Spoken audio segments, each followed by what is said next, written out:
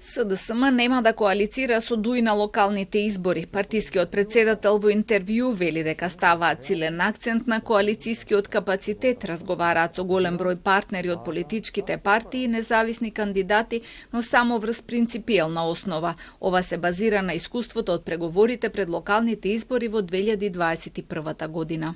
Научивме една многу сериозна лекција од коалицирањето со ДУИ, многу работи кои што ни се удрија од глава. И тоа мора да бидем искрени да си го признаеме. Дистанцата е нешто што природно доја и на барање на членството и како чувство и емоција кон една таква коалиција која што не беше принципиелна. Што научивме од таа коалиција? Само принципиелни коалиции ќе формираме во иднина, само коалиции кои што се базирани на взаемна почит и делење на исти вредносни политики.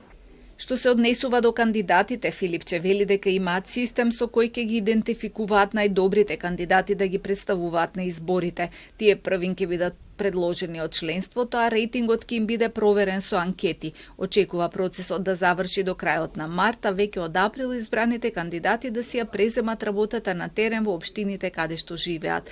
Внатре-партиската структура е веќе консолидирана и е охрабрен од фактот што се повеќе луѓе доаѓаат на состаноците, што не се случуваше пред една година.